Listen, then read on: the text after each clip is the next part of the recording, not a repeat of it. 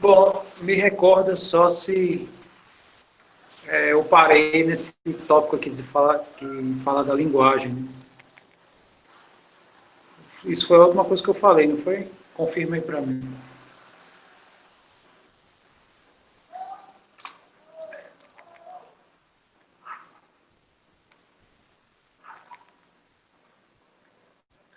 Muito bem. Muito bem. A linguagem que nós usamos é artificial. Tá. Então, o que a gente vai falar hoje, né? A gente vai falar de uma ferramenta, né? Que se usa. Inicialmente a gente estuda isso em matemática, né? Mas ela dá todo o suporte à lógica e vice-versa, né?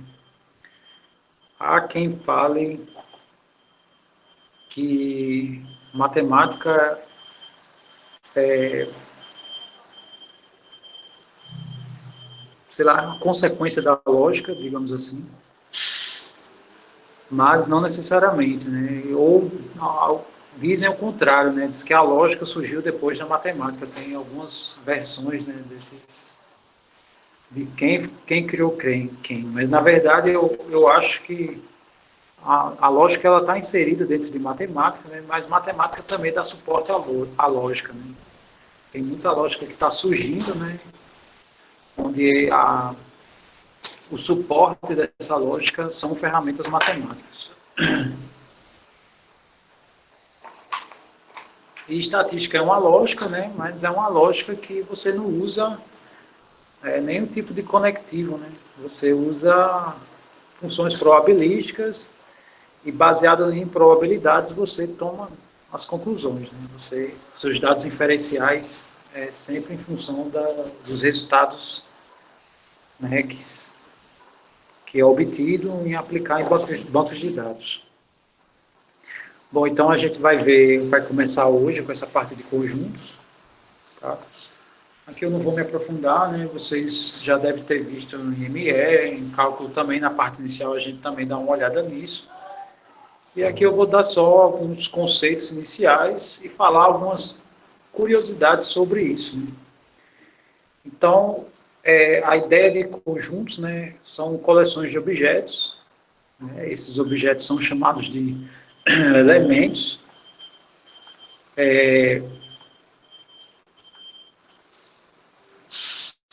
A gente fala de ideia, né, porque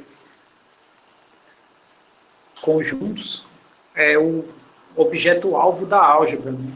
E a álgebra, como eu tinha comentado na aula anterior, né, matemática é ciência, então essa ideia de conjunto está em expansão, né? Então não tem como você definir, né? Então por isso que quando a gente fala de conjuntos, a gente não define, diz que a ideia são coleções de objetos. Tá, aí ele fala de uma relação que existe, né, entre elemento e conjunto, e uma relação que é muito comum é essa, né? Quando você tem um elemento e um conjunto, o que você pode falar desse elemento é se ele está no conjunto ou se ele não está no conjunto, né? Que é essa relação super básica que todo mundo conhece, que é esse símbolozinho, né? Alguns chamam isso de epsilon. Ele lembra bem o epsilon, né? Mas não é o epsilon, é o símbolo próprio para pertence. E aqui está dizendo que o elemento A está no conjunto A, ou se ele não tiver, a gente usa esse símbolo, né, que é o pertence cortado. Aí para representar conjuntos, a gente sabe que existem duas maneiras, né? Ou você enumera, né, se for possível fazer isso, né? Tem conjuntos que não dá para enumerar.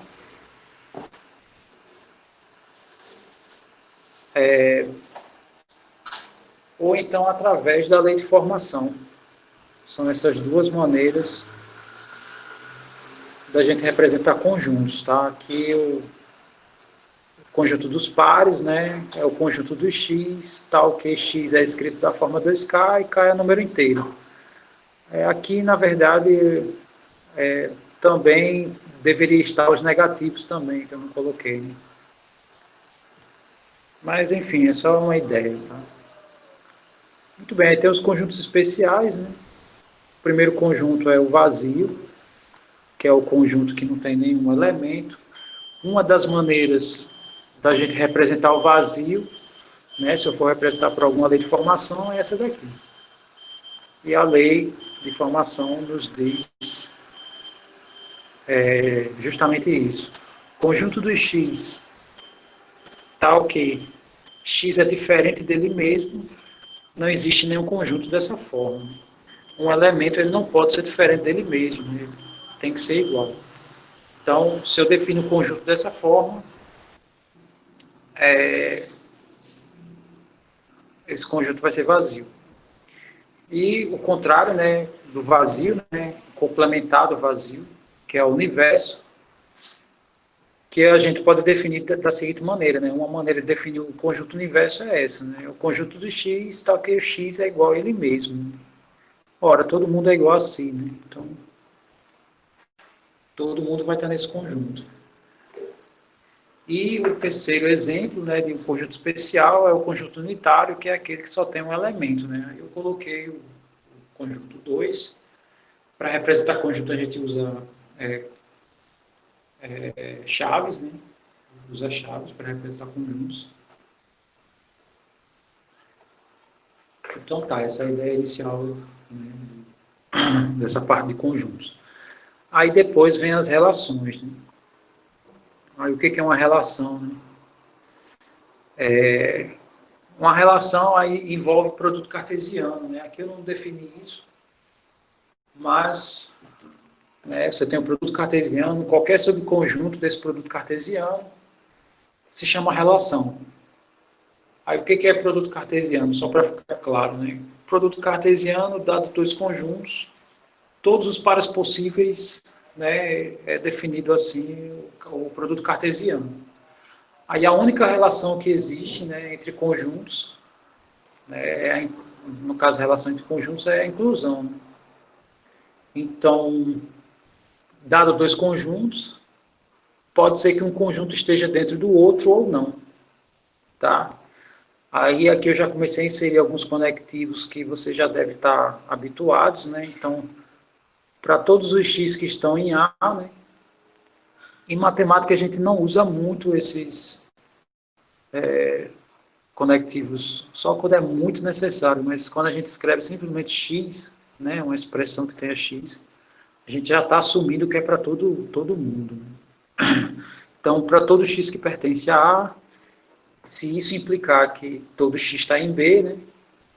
Então é porque o A é subconjunto de B. Né? Essa é a única relação de inclusão. Pode ser que todos os elementos de B sejam os de A. Né? E se isso acontece, acontece a igualdade. Né? Se tem um elemento que está aqui em B que não está em A, então, né, o B está contido, mas não pode ser igual. Ok, aí baseado nisso que foi definido nessa linha, vem a linha abaixo, né, que é a linha abaixo. Diz o seguinte, aqui está contido ou ser igual, né? Essa definição, né, é escrito assim. Aqui é simplesmente está contido. Aí como é que ela foi definida nesse texto, né?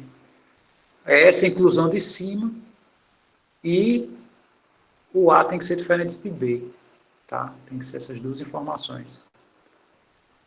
Muito bem, então é assim que foi definido a ideia de inclusão, tá? Aí tem a primeira proposição. Por hora, eu não vou explorar muito o lado lógico, falando do que significa os conectivos propriamente dito, que a gente não falou ainda disso, né? Aqui eu vou exibir como é que os matemáticos demonstram, né, essas coisas, porque eu não sei se nesse texto eu coloco o que é uma proposição, o que é um axioma, o que é um teorema, o que é um corolário. Símbolo de contido com a barra, esse aqui,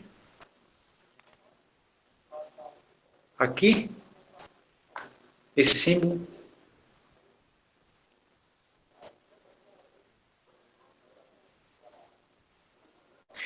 Sim, quando tem escrito DF, é porque significa definição.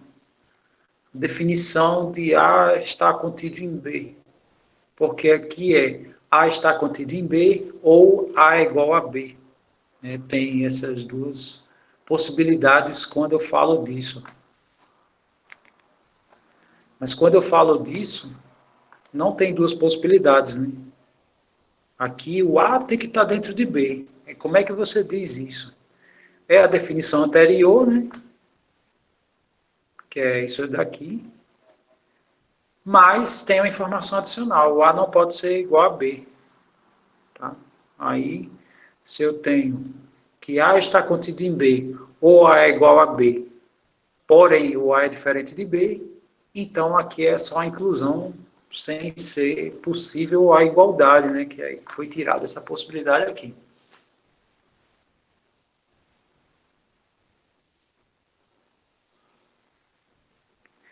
Essa igualdade com dois pontos, né? Eu que, matematicamente falando, né? Pela minha experiência, é um termo que é usado não necessariamente em contextos matemáticos. Né? Eu tenho altos livros muito loucos, com termos pesadíssimos, e não tem nenhum deles esse símbolo. Né? O que é igual é igual. O que está por definir os livros de lógica, que quando é por definição, ele põe esse símbolo aqui. Tá? Mas eu não sei se na área da... Né, na jornada de vocês, eu acredito que eu já vi, eu vejo isso normalmente quando tem correlação com programação. Mas enfim, né? Porque eu acho que eu teve uma época que eu tive que usar o R Project, né? Que é um software livre que os estatísticos normalmente usam. Aí quando eu peguei o manual, né? A maioria dos termos que eram por definição usava esse símbolo que vocês colocaram, né? Que é igual,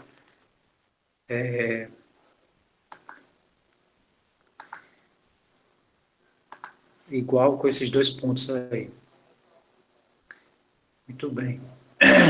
Tá, então vamos aqui à primeira proposição do nosso texto. Né? Aqui eu vou fazer a discussão a nível matemático, não a nível lógico. E ele diz o seguinte: sejam A, B e C conjuntos quaisquer, então, item A, né, para a gente provar isso, que o vazio está contido ou é igual a qualquer conjunto. Aí eu pergunto, se isso fosse para vocês, se isso fosse para vocês, como é que vocês iam provar que o vazio estava em qualquer, ele está contido em qualquer conjunto? Se eu não me engano, isso se prova em ME, né? ME que trabalha com essa parte inicial de conjuntos lá. Vocês lembram como é que vocês faziam a demonstração disso?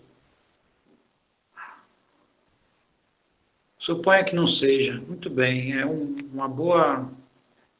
bom caminho, tá? Nas aulas de cálculo, eu sei que aqui eu tinha falado que eu tinha feito um texto, né? O meu não é esse, né? Fiz um texto, uns textos básicos para facilitar no acompanhamento da disciplina, mas em cálculo eu precisei fazer algumas contas meio que em tempo real, então eu usei o AbiWord, né? Igualzinho o Word. Em alguns momentos talvez eu precise usar aqui também. Deixa eu ver isso aqui, que foi o que eu coloquei esse cadernozinho auxiliar, né? Foi o exemplo que eu usei. E aqui são as relações entre conjuntos. Eu coloquei esse caderno lá no cigarro, vocês sabem dizer isso?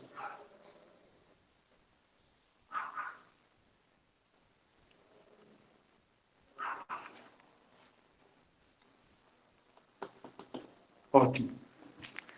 Então, não é muita novidade, né? Vamos só aqui dar uma olhada nele. Bom, então, primeiro vamos provar isso, né? Que o vazio está contido ou é o próprio ar. Aí, se eu não me engano, foi a Tawane já começou a comentar, né, que suponha que o vazio não está, ou não pode ser o próprio ar. Tá, então se o vazio ele não está em ar, ou se ele não é o próprio ar, então o que, que eu posso dizer?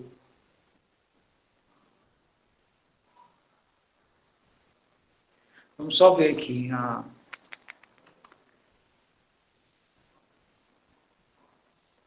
Aqui na definição diz assim, se eu tenho um x que está em A e implicar que x está em B, então A está contido em B. Tá. Eu estou supondo, né, estou iniciando a minha demonstração, supondo que o vazio não está em A. E também não pode ser o próprio A. Tá, e se essa informação me garante isso, né? E a negação disso aqui me garante o quê? Eu acho que essa seria a pergunta mais conveniente. Deixa eu ver aqui se alguém respondeu. Suponha que o vazio não está contido em A, então existe um X pertencente ao vazio que não pertence a A.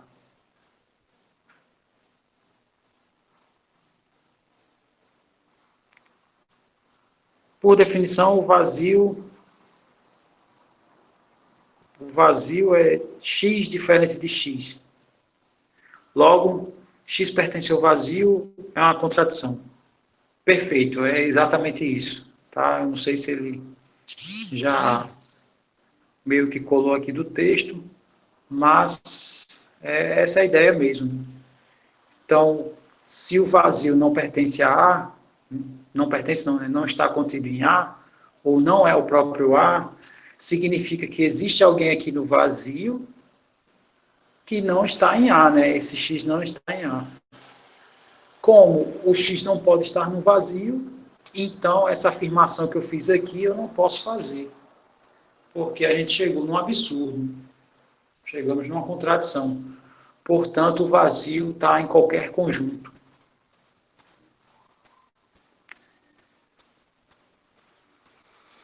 Muito bem. Ele ainda usou a referência do sanduíche. Né? Ishi.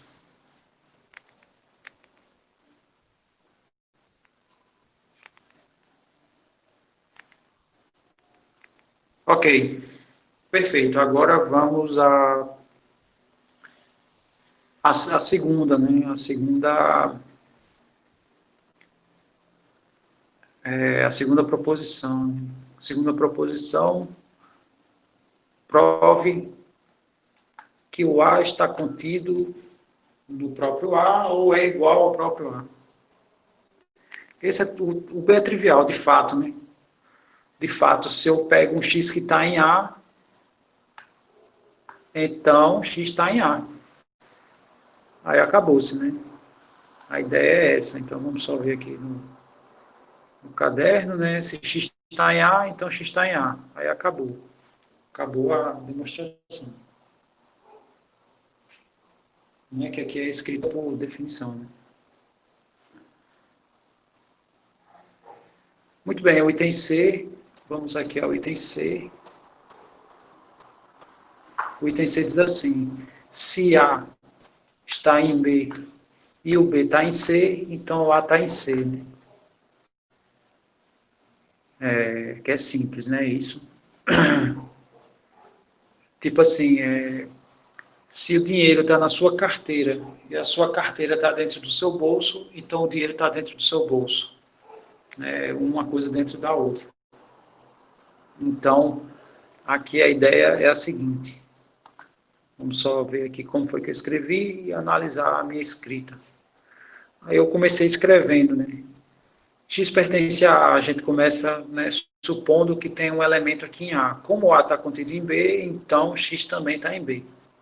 Então, por essa informação, eu posso falar isso por definição. Né? Aí, segundo, B está em C. Né? Essas duas informações são verdadeiras. Então, se esse X está em B, implica que X está em C por causa disso aqui. Bom, aí formou-se aqui um elo, né? Se esse termo implica nesse e o B implica nesse, né? Por transitividade, o primeiro termo vai implicar no último, né? Então, isso aqui implica que se x está em A, implica que x está em C. Aí terminou, né? Se x está em A, implicando que x está em C, então é isso aqui que está acontecendo, né? Se a gente for escrever lá na definição.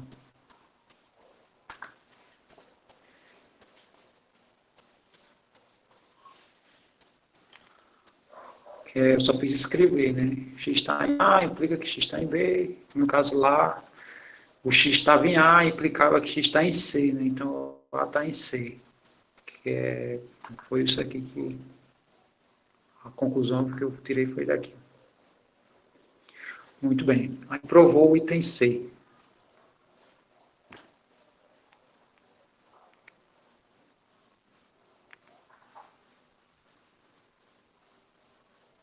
Muito bem. O Gabriel Silva escreveu.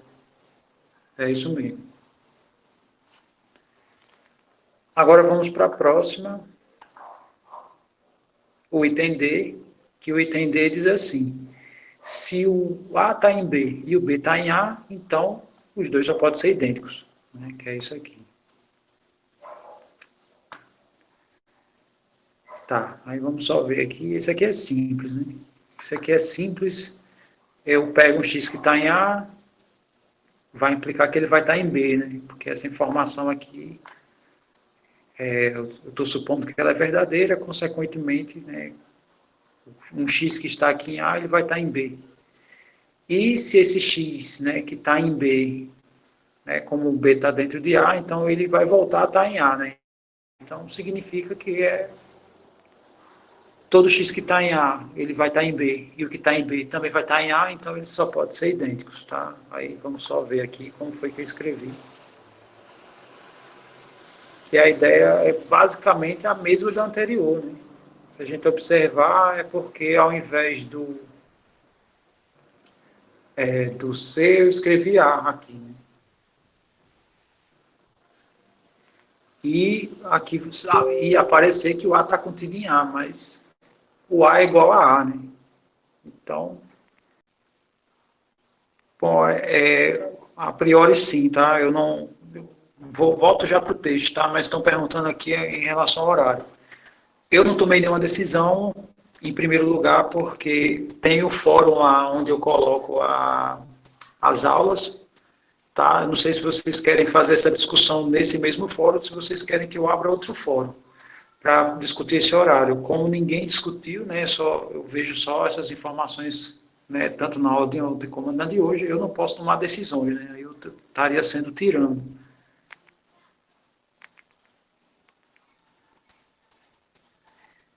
É isso, essa aula que o Gabriel colocou, manhã 1, 2, 5, 6 e tarde 1, 2, 5, 6, é do sábado.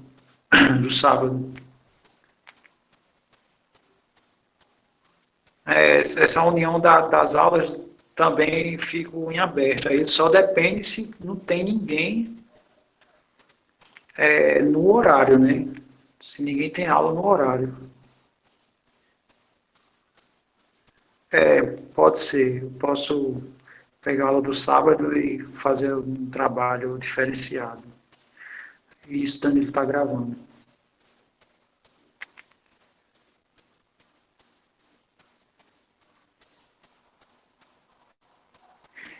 Tá. Eu vou abrir um fórum, outro fórum, para haver a discussão desse horário. Lembrando que esses horários que vocês estão propondo, se tiver um elemento que choque horário, aí já não dá mais certo, tá? Então, assim, tem que ser unânime. Eu não posso atropelar ninguém, né, no horário de ninguém. Muito bem, deixa eu só, vamos continuar aqui, né? O que eu estava falando é o conjunto das partes, que é o conjunto onde você escreve todos os subconjuntos possíveis, né? Ele é um conjunto de conjuntos. E a última operação que eu defini aqui foi de produto cartesiano, que eu comentei lá no início do texto, não, no início dessa aula, né? Que é relações. Na verdade, o que aquele tópico estava falando era uma relação que existe entre conjuntos, né? É a de inclusão, né? Uma relação possível. Não era propriamente dito falando de relações, né? Relações, aqui sim, está definindo relações, né, que é todos os pares, né, a cartesiano B são todos os pares onde o x está em A e o y está em B.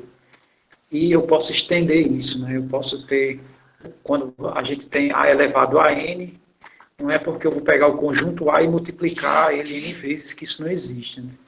Entre conjuntos a gente não pode fazer a multiplicação. O que ele está dizendo é que é o A cartesiano, outro A cartesiano A, cartesiano A, cartesiano A, isso n vezes, né? É isso que significa isso. Aí, quando esse n é 3, né, para a gente, né, que estudou o VGA, o R3 é o espaço, né? E aqui é o espaço nésimo, digamos assim, né? É o espaço que tem n coordenadas. Muito bem, agora a gente vai falar das propriedades das relações, né? Na verdade, as propriedades que eu exibo aqui é uma relação especial, né? Que se chama relação de equivalência. O que é uma relação de equivalência, né?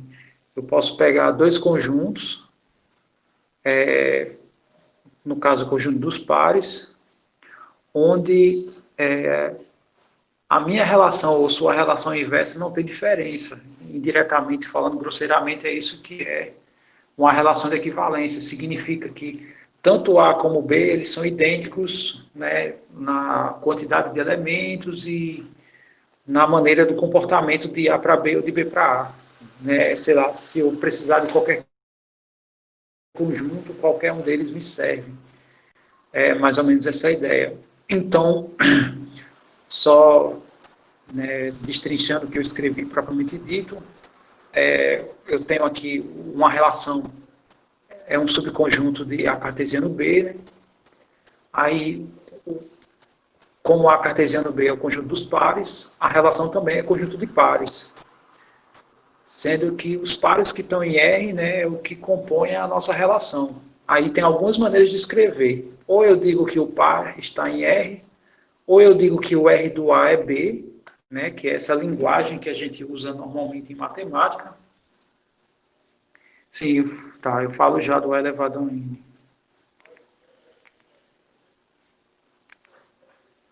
Falo já desse A elevado a N, tá? Tawane falou dele, para eu repetir. Ou, né, só terminando essa primeira parte aqui que eu estava falando, ou eu digo que A se relaciona com B, ou A se relaciona com B, né? Eu tenho essas quatro maneiras de escolha de dizer como é que são meus pares da minha relação. Deixa eu usar aqui um...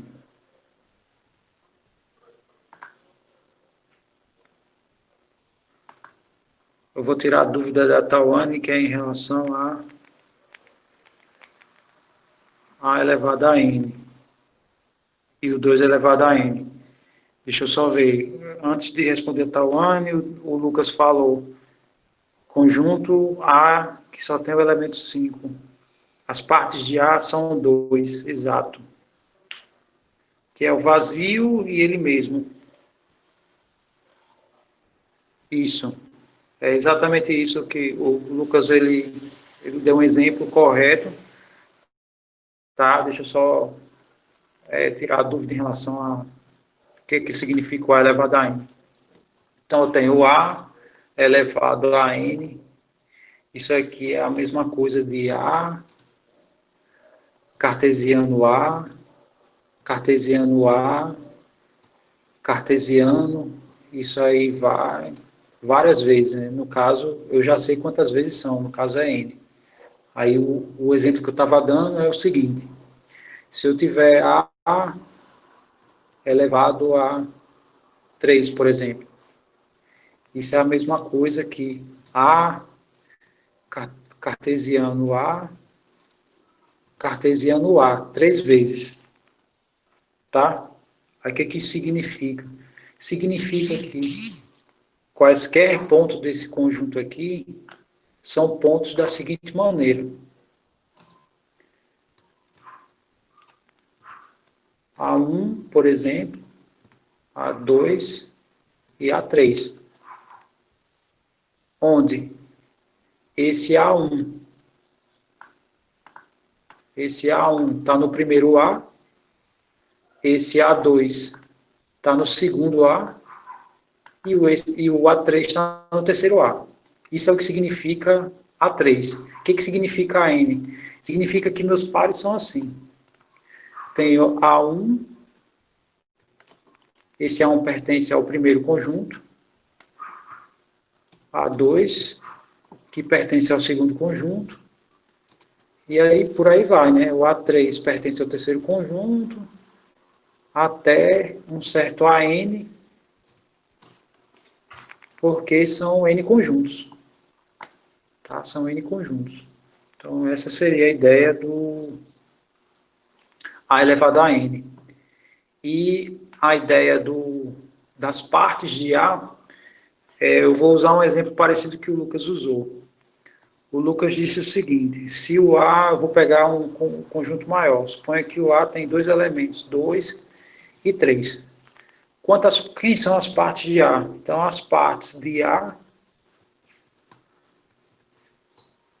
são todos os subconjuntos que ele tem, né? Aí, por essa primeira propriedade, o vazio está em qualquer conjunto. Então, é o primeiro conjunto que a gente descreve, né? Aqui, vazio. É uma das maneiras de representar o vazio, é assim, né? Outro subconjunto é o subconjunto que tem o 2, o subconjunto que tem o 3 e ele mesmo, né? Não tem mais outra possibilidade de subconjuntos. Se a gente observar, aí tem 4 subconjuntos, sendo que no texto ele diz, no caso eu coloquei aqui.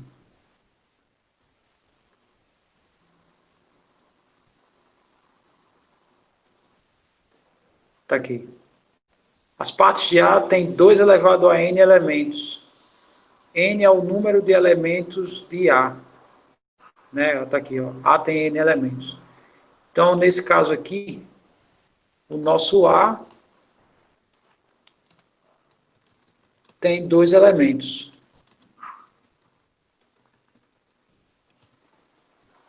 Então, significa... Então, ele tem 2 elevado a 2 subconjuntos. E 2 elevado a 2 é 4. De fato, né, se a gente contar aqui, ele tem 4 subconjuntos. É isso que ele quis dizer.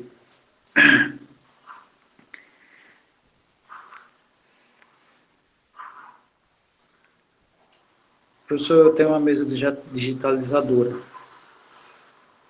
Eu acho que facilitaria demais. Depois da explicação do A elevado a N, ainda tem dúvida? Essa pergunta que o Lauro fez.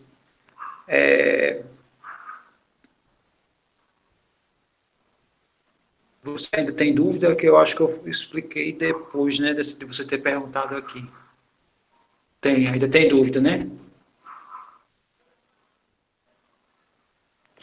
Tá, deixa eu dar mais um exemplo aqui. Então, vamos voltar um pouquinho para a ideia de VGA. Eu tenho esse vetor aqui.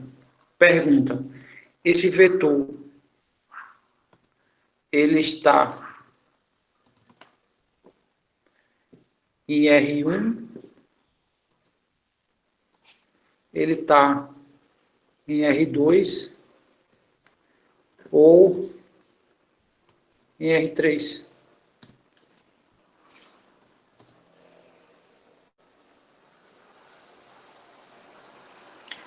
R3.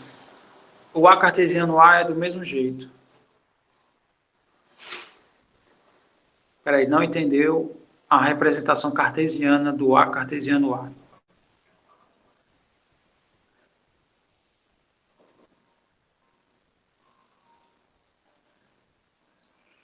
Peraí, você não entendeu aqui onde na tela que você está vendo ou no texto? Então, o cartesiano, a relação que ele tem é pares, né? Ele só está dizendo, nesse caso aqui, ele está dizendo que meu par tem 3 coordenadas. E que cada coordenada pertence ao próprio A. É isso que ele está falando. Aqui, nesse A elevado a N, o que ele está dizendo é que meu par tem N coordenadas. Tá? Onde a primeira coordenada está no primeiro A. A segunda coordenada está no segundo A e assim sucessivamente. Né? Aí eu dei um exemplo. Esse exemplo aqui é um exemplo de um elemento de A cartesiano A, né? No caso A elevado a N. Porque a primeira coordenada é o A1 que está nesse primeiro A e assim vai, né? Até o AN que está nesse último aqui.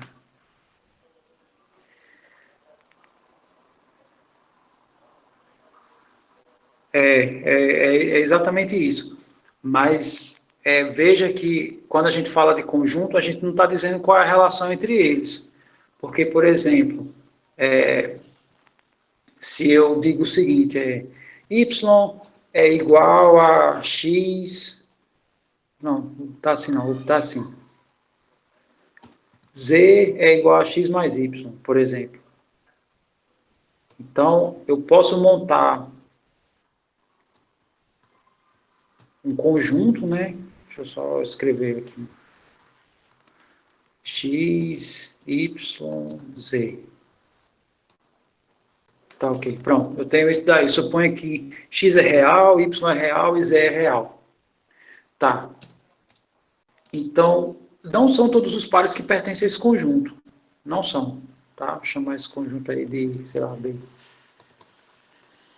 Então, quem são os pares que estão em B? Vamos dar um exemplo, né?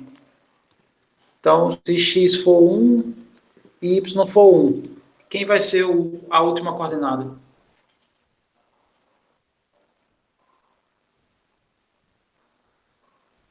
2. Por que 2? Porque ele está dizendo, né, que os meus ternos, né, ou seja, os meus pontos de 3 coordenadas, a última delas é gerado quando eu somo as duas primeiras. Então, se a primeira é 1, a segunda é 1, a terceira é 2. Pronto, é assim que a gente relaciona. Tá? Aqui eu só estou falando de maneira geral, dizendo, por exemplo, eu peguei esse ponto aqui, se eu for dizer onde ele está, eu tenho que dizer que, né, ele pertence a esse conjunto, né, que é o R3, por exemplo. Aí por que ele pertence ao R3? Porque tem 3 coordenadas. Aí o AN tem N coordenadas. O A3 tem 3 coordenadas também. Sendo que esse A, ele não necessariamente são os reais, tá? Pode ser qualquer coisa. Aqui está mais geral no texto.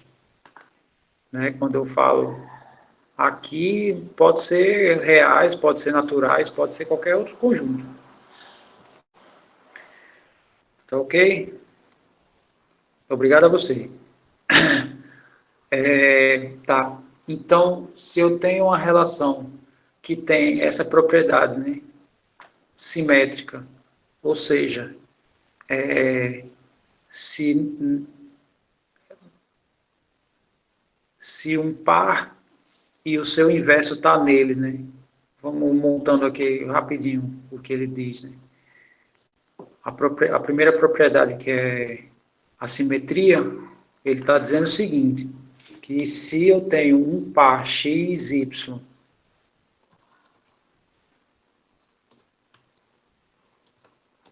na relação, então o inverso também está na relação, tá?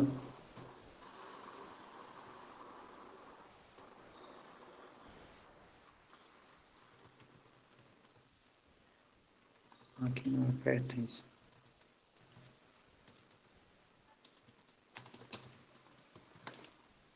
É isso que está dizendo a primeira coisa, né? Uma relação é dita simétrica se nele está um par e o inverso dele, né? O inverso na ordem. Então, por exemplo, se eu tenho uma relação e eu sei que ela é simétrica e ela tem o par 1, 2, então o 2, 1 também está nele. É isso que está dizendo essa primeira informação. A segunda é reflexiva, né? o par, os pares que têm coordenadas iguais estão nela, né? Estão na relação. Aí eu digo que ela é reflexiva. E tem a propriedade da transitividade, né? Se eu tenho um par XY e eu tenho outro par YZ, então significa que o par XZ também está na relação. É isso que ele diz. Quando uma relação possui essas três propriedades, ela é dita relação de equivalência. Tá? Está me informando que o conjunto do X equivale ao conjunto, né? No caso, como a relação é de A e B, o conjunto A equivale ao conjunto B. Seria mais ou menos essa a ideia. Mas como eu falei, isso aqui a gente não vai se prender muito, não. Aqui é só algumas ideias.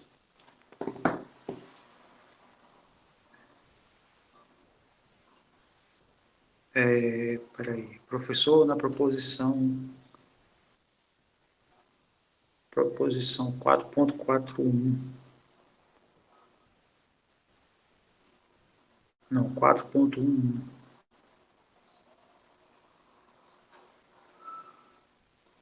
A B é reflexiva. É uma boa comparação, mas a C é transitiva, ok, e a D é simétrica. Isso. É mais ou menos essa ideia. A diferença é que aqui o que a gente tem são conjuntos, tá? Existe mesmo aqui, existe uma transitividade aqui, existe uma reflexão aqui e existe uma simetria aqui, nos itens como você relacionou. A única diferença são os elementos que a gente está falando disso, né? A gente está falando aqui de elementos, né? São pontos pares, pontos que compõem pares, tá? Muito bem. Então, essas são algumas ideias das relações. Agora a gente vai comentar um pouco das ideias das funções, tá? Então, suponha uma função que o seu domínio, eu estou chamando df, né? E o seu contradomínio cdf, né? Porque aqui eu não estou definindo quem é quem, né? Aí o que é uma função, né? Ele é uma relação que obedece a isso daqui, né? Não sei se vocês lembram disso, a gente comentou isso lá quando viu o início do cálculo, né? Quem foi meu aluno ou quem está sendo. Então ele diz assim, para todo x que está no domínio, existe só um y que está no contradomínio, de tal maneira que o par está na relação f. Quando isso acontece, aí eu digo que a minha relação é uma função. Mas só para a gente, né, relembrar essa discussão, eu vou escrever algumas coisinhas aqui e eu quero ver se a gente consegue definir quem não é, quem é relação, quem é função. Imagine que eu tenho esses dois conjuntos aqui. Tá, 1, 2, 3, vamos pegar 2, 4, 3 também, sei lá, 7. Muito bem, vou escrever algumas, né, eu tenho, suponho R como sendo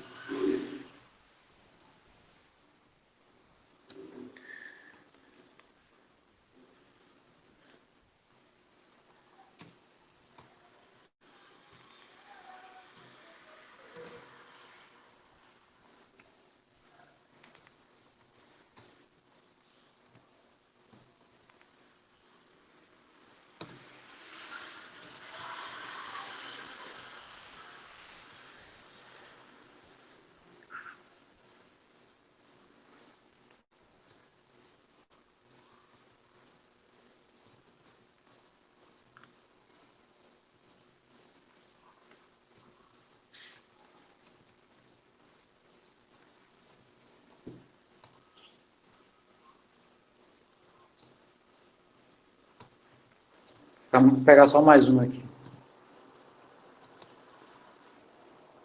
Deixa eu ver.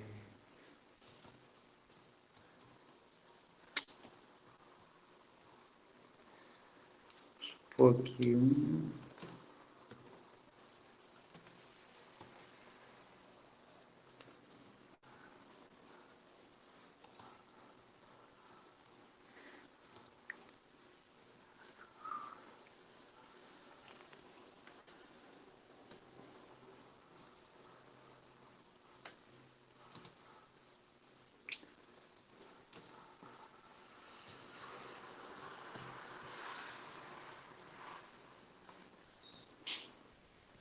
Muito bem, coloquei 3 relações aí. Eu pergunto a vocês, né? Qual delas é relação, não, quais são relações de A cartesiano B, tá? Aqui eu estou considerando um RI, né? Qualquer relação dessa, né? O I varia de 1 a 3, ele está contido, né, em A cartesiano B. Tá, e a pergunta é quais ou qual é relação, qual é função, qual não é nada. Diga aí para mim, comenta aí enquanto eu vou só pegar uma água rapidão.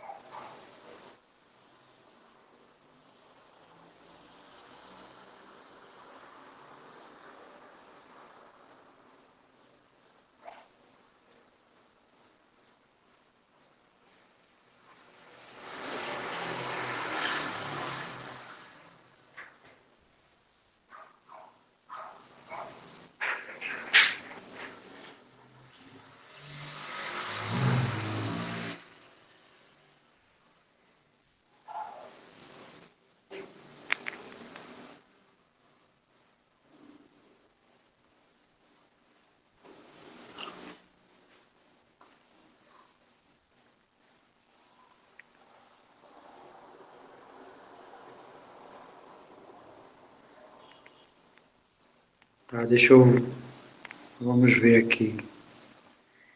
Fui dar uma aula de moto, não é?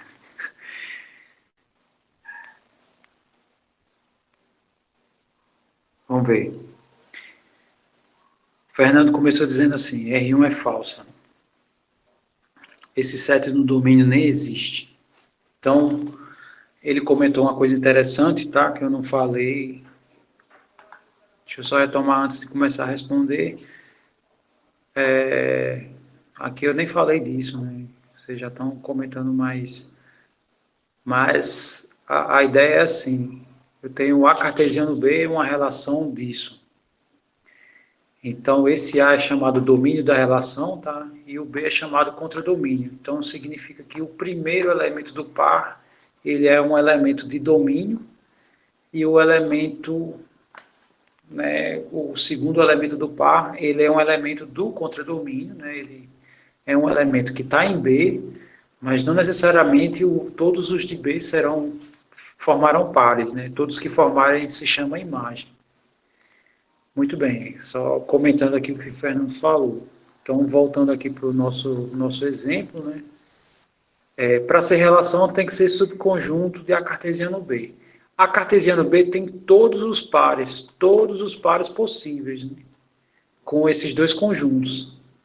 Então, a gente vai ter aí 9 pares, tá? Eu não vou escrever todos eles, mas aí o primeiro com o primeiro, né? Que é um com 2, um com 3, um com 7, assim vai. Então, vou botar só um com 2 aqui, um com 3, né? Um com 7, isso aí vai até o último, que é 3 com 7. Tá? Só relembrando a ideia. e o produto cartesiano. Para ser relação, né, esses pares têm que estar aqui dentro. Então, Fernando comentou que esse par não faz parte desse conjunto, né? Ele não faz parte de A cartesiano B, ele faz parte de B cartesiano A. Então, como esse par aqui não faz parte, o R1 não é relação de A cartesiano B.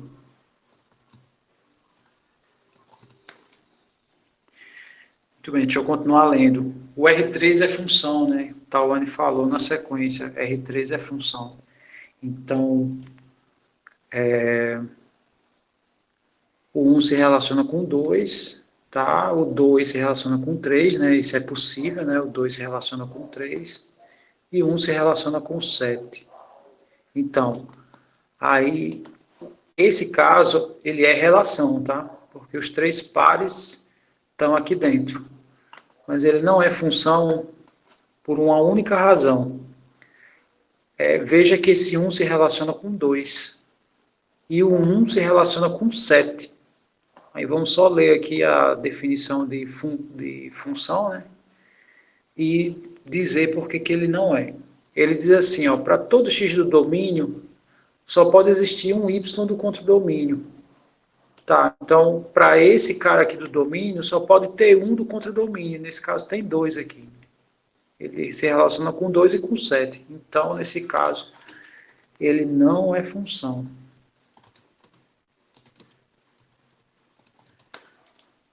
Tá? Ele é relação só. É relação. Muito bem. A José Carlos falou R3 vrum. Né? Isso eu não sei o que ele quis dizer. O R2 também é uma pergunta. Tá? O R2 é o seguinte. Primeira pergunta. Sim, tem outra coisa do R3 aqui, né? Quando ele diz aqui na definição para todo x do domínio, significa o seguinte, que todos os pares da relação para ser função tem que aparecer todos os elementos no caso do conjunto A. E não aparece, né? Só aparece o 1 e o 2. Está faltando um par onde a primeira coordenada é 3 aqui. Né? Porque ele diz para todo x. E aqui tem um x que não está formando par. Então, é outra razão. Ele fura, né, em relação aos dois quesitos de função. Esse segundo, o 1, ele se relaciona com 2. Então, para todo x, né, então, todos os x do A estão aqui. Só tem um y. Então, tem quantos caras que se relacionam com 1? Só tem um. Tem quantos caras que se relacionam com 2? Só tem um cara. E tem quantos caras que se relacionam com 3? Só tem um cara. Então, para todo x, só tem um y.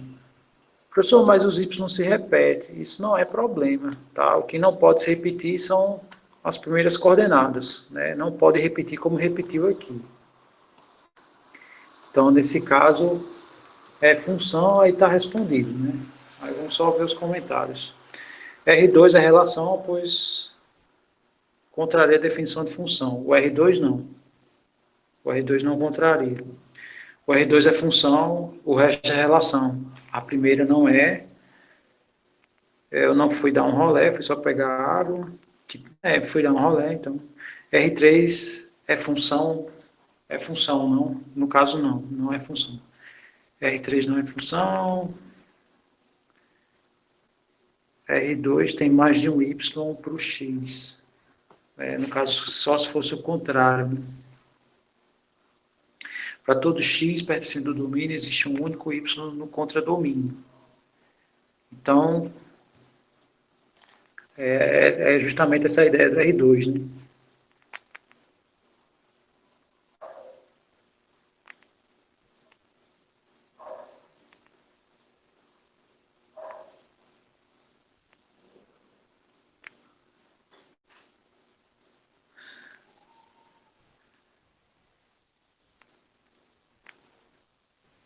Espera aí, deixa eu entender muito comentário. Professor, qual a diferença de função em relação?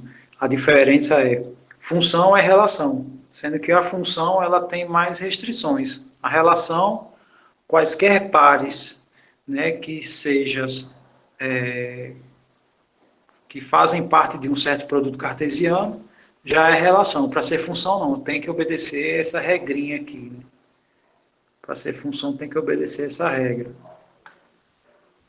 Então, não é qualquer relação que obedece essa regra. Qual a diferença entre função e relação mesmo? Então, é isso, tá? Só voltando aqui os exemplos que eu coloquei, esse cara aqui não pertence a cartesiano B, por isso que não é relação. Todos esses três pares fazem parte da cartesiano B. Então, os três pares compõem, né, no caso o R2, compõem uma relação. E ele é função porque ele obedece a essa. Ele obedece essa regra. Né? Teve um comentário, se eu não me engano, foi o do Fernando, ele disse que não obedece, mas na verdade é porque ele está olhando esse carinha aqui, né? Para qualquer x só tem o y, então o 1 só se relaciona com 1. O 2 só se relaciona com 1. E o 3 só se relaciona com 1 também. Então ele obedece essa coisa para todo x, né? Tá os 3x aqui do A. Só tem um cara que se relaciona com eles. O R3, ele fura isso, né? Tem um x que não se relaciona com o único y, né? Ele se relaciona com 2, né? O 1 se relaciona com 2 e se relaciona com 7, tá? Não sei se ficou claro essa ideia. Deixa eu ver as perguntas.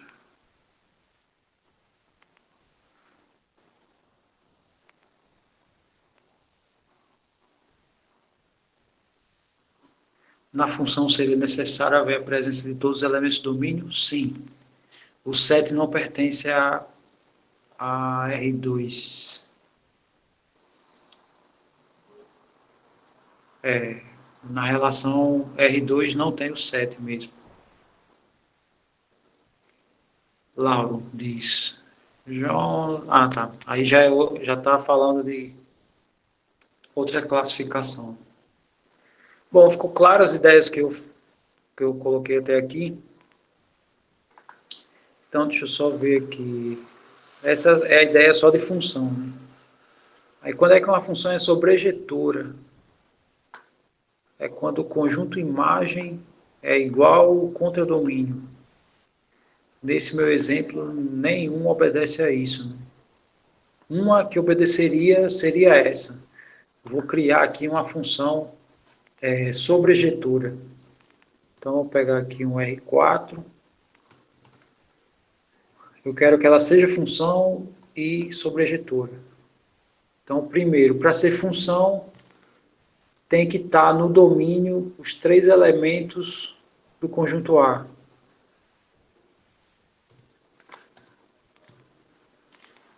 Agora eu vou escolher aqui, para ser sobrejetora, só relembrando o conceito aqui, o conjunto imagem tem que ser igual ao contradomínio.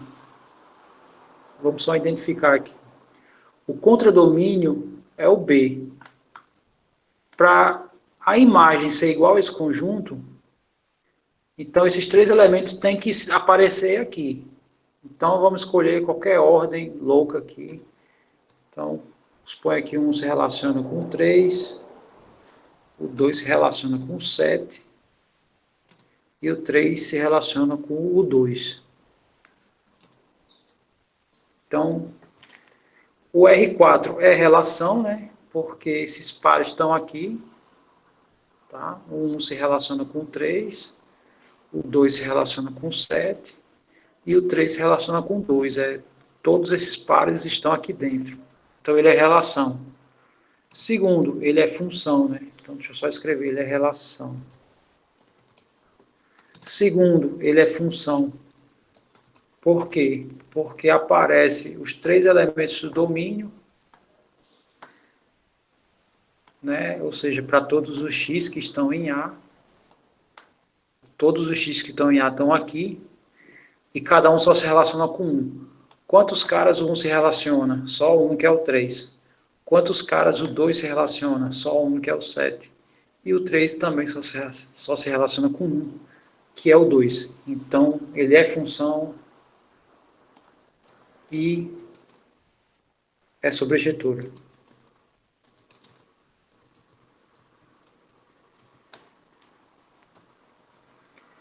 Muito bem.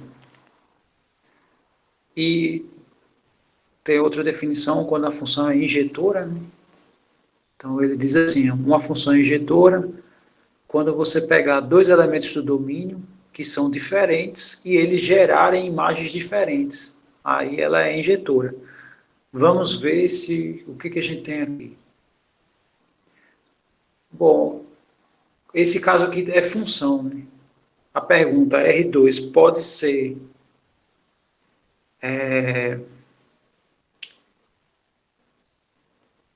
eu nem disse se ela era sobrejetora, né? Ela pode ser sobrejetora, ela pode ser injetora. Fala aí. Enquanto isso eu vou olhar aqui as perguntas. Professor, então na função sobrejetora, sempre os dois conjuntos vão ter a mesma quantidade de elementos, não necessariamente. Tá? Deixa eu pegar aqui um C que tem esses elementos aqui.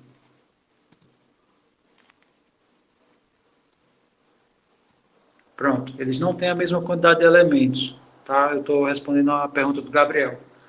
Vou criar uma relação de A cartesiano C, tá? Para não confundir com essa nomenclatura. Eu não vou chamar de R, eu vou chamar de T, tá? Mas é uma relação.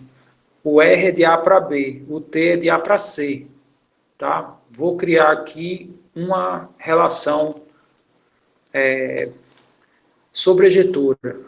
Então, na verdade, uma função sobrejetora, né? Para ser função, como é de A para C, todos os elementos de A têm que formar par. Então, eu vou botar logo os 3 aqui. Segundo, para ser função, cada carinha desse só pode se relacionar com 1. Então, vamos escolher um para cada. O 1 vai se relacionar, suponho, aqui com 6. Né? Então, o 1 se relaciona só com 1. O 2 também vai se relacionar só com 1. Suponha o próprio 6. Tá? E eu tenho que escolher um só para o 3. Eu vou escolher o 9. Essa função é sobrejetora? Sim, porque todos os elementos do contradomínio estão aqui, né? E se eles estão aqui, eles são imagem. Consequentemente, a imagem do T, a imagem da função T é igual ao contradomínio que é C, né? Logo, ela é sobrejetora. Então, ela é relação, é função e é sobrejetora.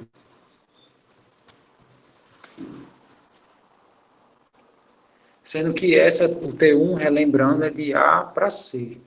Tá? Isso eu estou respondendo a pergunta do Gabriel Santana. Tá, Laura perguntou, é relação por que mesmo? Aí eu não sei mais de qual que você está falando, tá? Eu vou responder nas outras, aí você diz de quem é. Professor, você poderia desenhar no caderninho da matéria para facilitar a visualização, porque só por número buga a mente.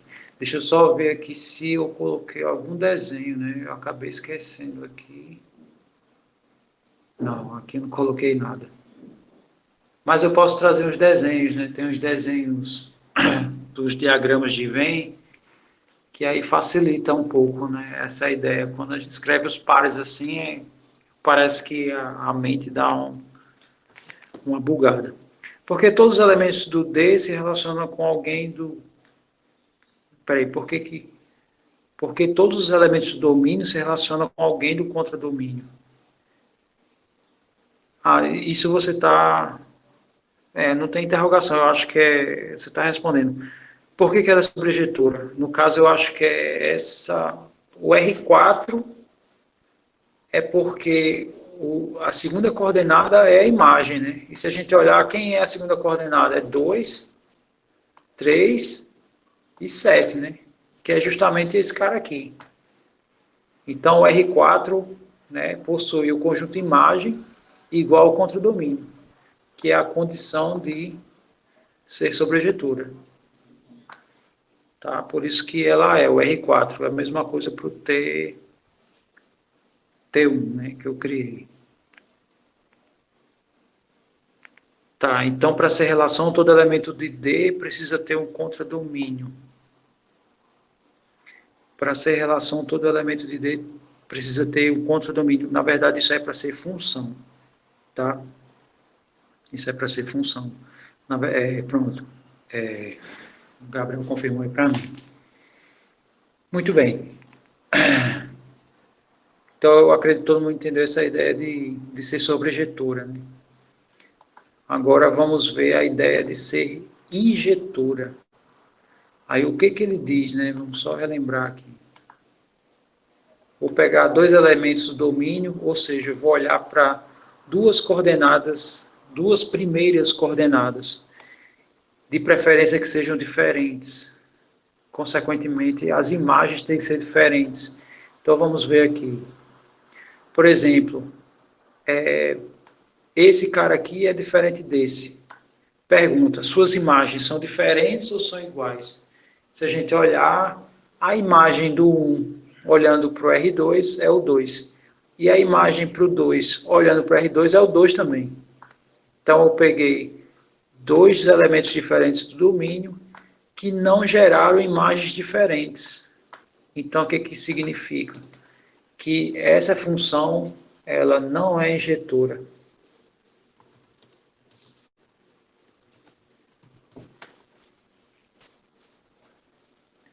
Só observando se ela é sobrejetora. O R é do A para o B. E se a gente olhar o contradomínio, que no caso é B, é 2, 3 e 7. Aqui a imagem é só o 2. Ó. Significa que a imagem é diferente do B. Então, ela não é sobrejetora.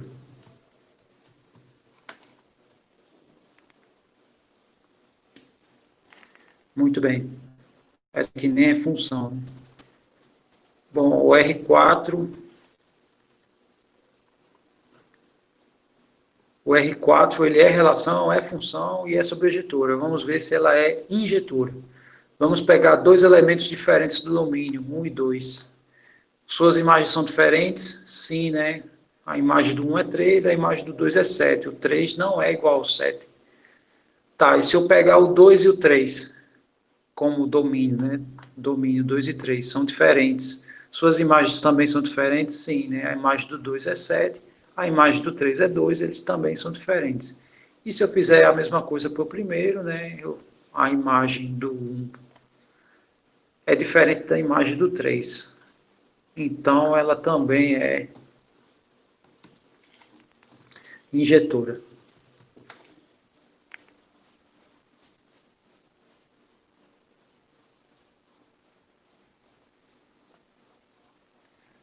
Danilo está falando aqui, deixa eu ver.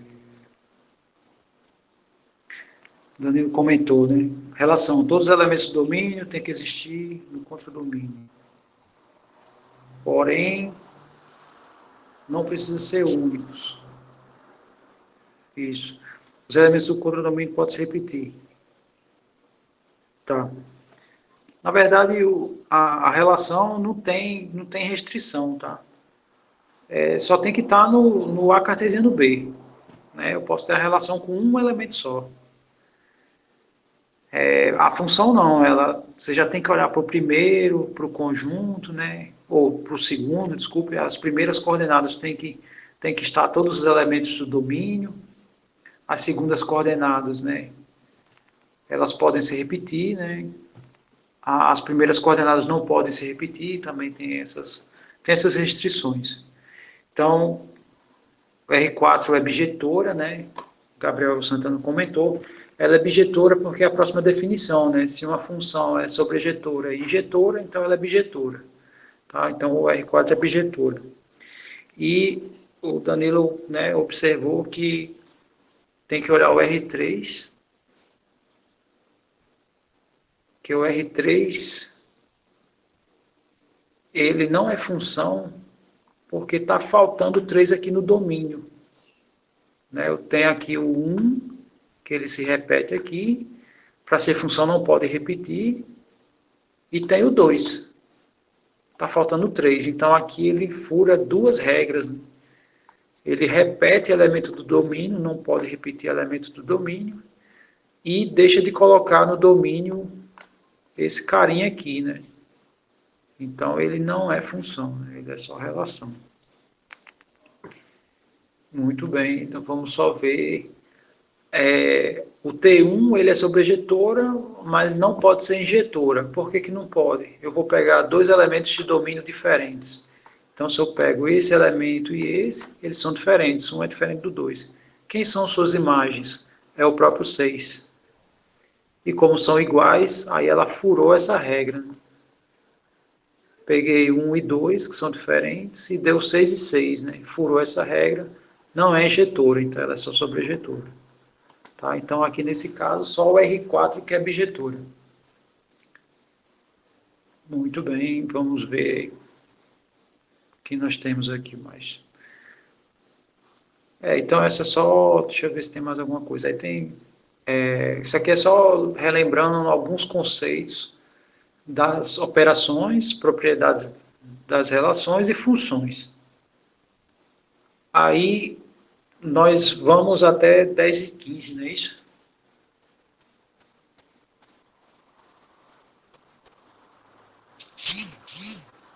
Tá. Essa parte aqui é bem rápida, tá?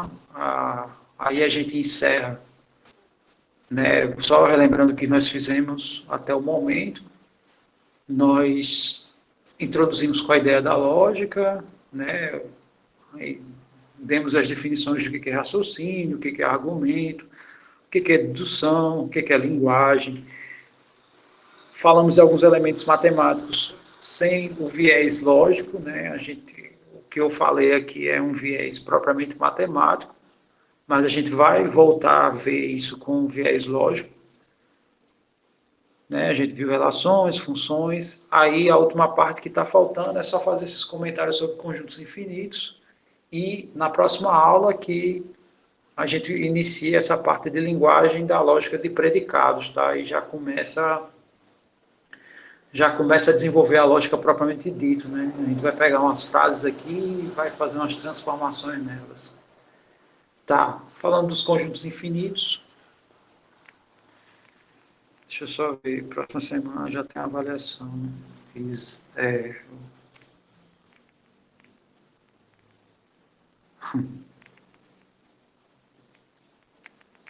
tá, deixa eu só, estou lendo só os comentários aqui.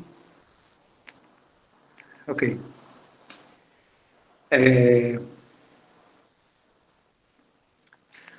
Só um comentário, né? Eu sei que eu coloquei lá 3 avaliações, mas por obrigação o professor ele só precisa de uma, tá? Ele só é obrigado a fazer uma prova. O resto ele pode fazer o que ele quiser. Se ele quiser, pode fazer seminário.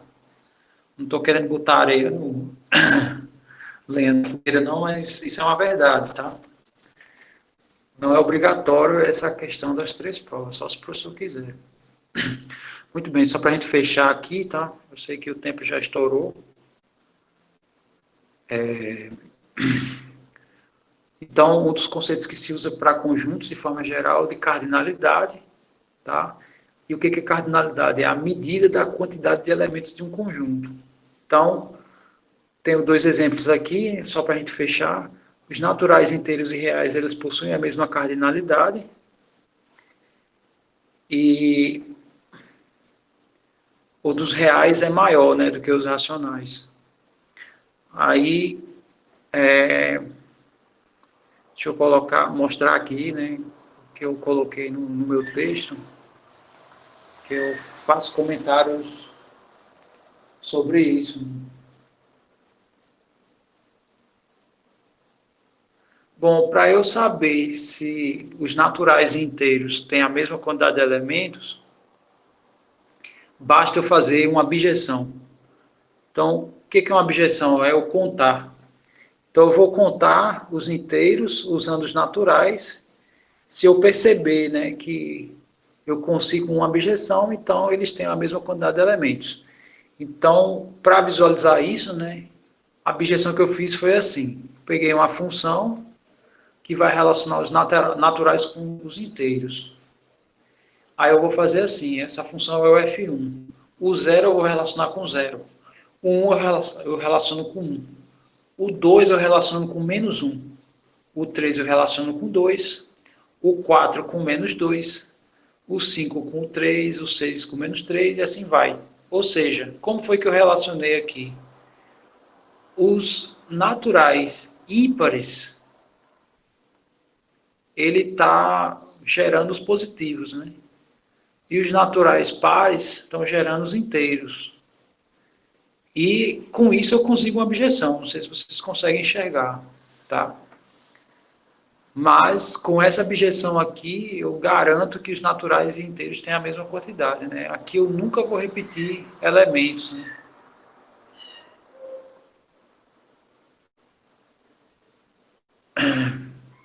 Ok.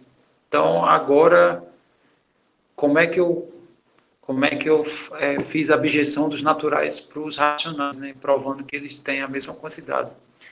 Então eu fiz assim, né? O 0 eu relacionei com 0 sobre 1.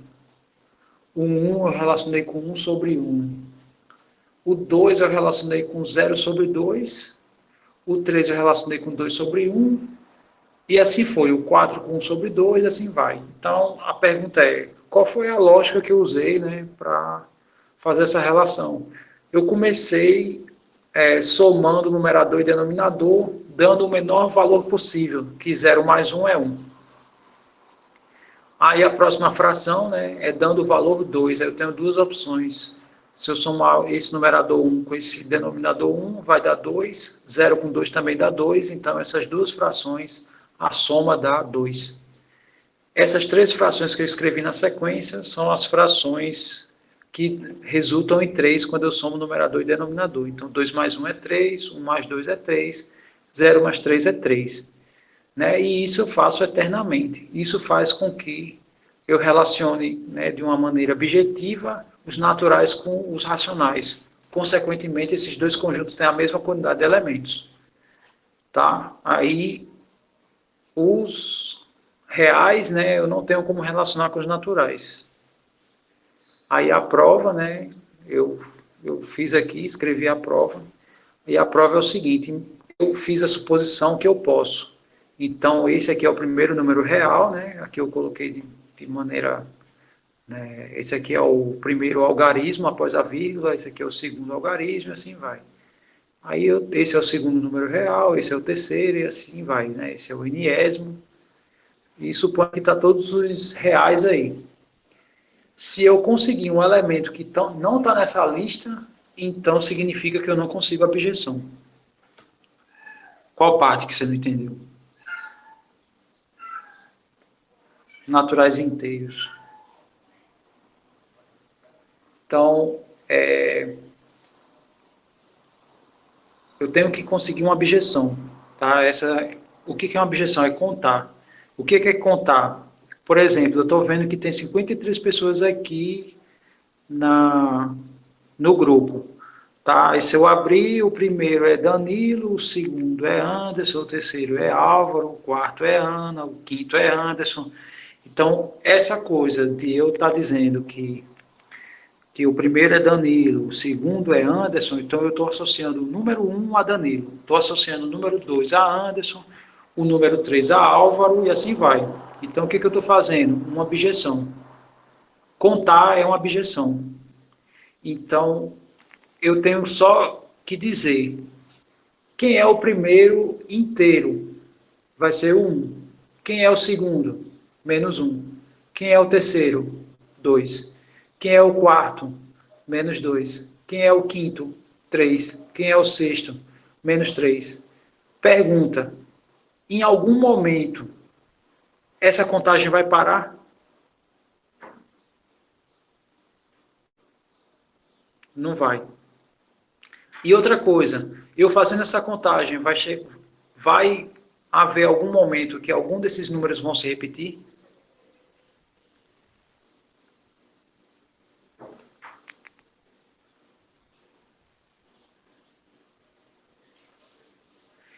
Como isso acontece, né? Então, eu estou contando os inteiros. Essa abjeção aqui é uma contagem dos inteiros, né? O primeiro, né, o zeroésimo, digamos assim, é o próprio zero. O primeiro é o 1, o primeiro inteiro eu chamei de 1, o segundo inteiro menos 1, o terceiro é 2. Né? Tipo assim, o que eu estou fazendo é essa lista aqui, nessa primeira abjeção.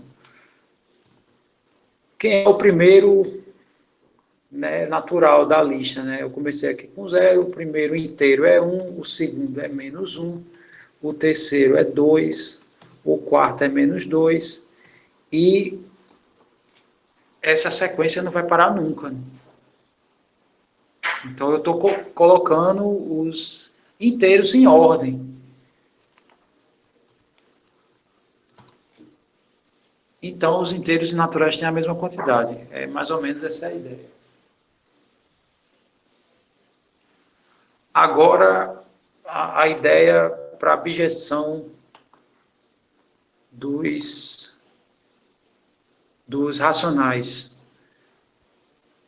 A abjeção dos racionais foi assim, eu comecei, vamos escrever, vamos botar os racionais em ordem. Se eu conseguir colocar os racionais em ordem, é porque ele tem a mesma quantidade de naturais. Então, o primeiro racional que eu vou escrever, né, o racional conjunto de todas as frações. O primeiro racional é 0 sobre 1. E se eu fizer 0 mais 1 dá 1. Não existe mais outra fração que a soma de numerador e denominador dê 1. Então, agora a próxima vai ser a soma que o numerador e denominador dê 2. Que no caso eu tenho duas opções, 1 sobre 1 e 0 sobre 2. Professor, 0 sobre 2 e 0 sobre 1 dá a mesma coisa. Mas aqui a lógica da ordem, né, no caso, é só conseguir uma maneira de ordená-los. Né? Então, nessa ordenação, vai ter repetência. Então, essas duas frações, a soma de numerador e denominador dá 2. Agora eu vou pegar as frações que a soma de numerador e denominador dão 3. Então, tem algumas. Tem 2 sobre 1, tem 1 sobre 2 e tem 0 sobre 3. Tá? E assim vai. Como eu estou colocando os racionais em ordem também, né? Então os racionais e os naturais têm a mesma quantidade. Tá? Bom, eu vou deixar esse dos reais para amanhã, tá? Esse aqui. A gente iniciar a aula, né? Eu vou mostrar novamente isso que eu estou fazendo. E eu vou mostrar amanhã como foi que foi provado que eu não posso botar os racionais, os reais em ordem. Tá? Muito bem. Vamos fazer o seguinte, amanhã eu volto desde o início desse tópico, tá? Eu vou colocar aqui só... o gato está preso, eu vou soltar ele ali, tá?